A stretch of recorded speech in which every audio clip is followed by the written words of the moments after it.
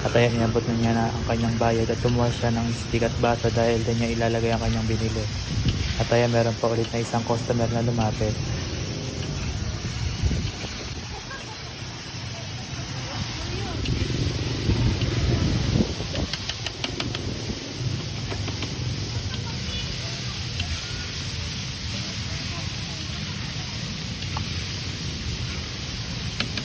At ayan naman ang napakasarap nilang suka. Promise, napakasarap na.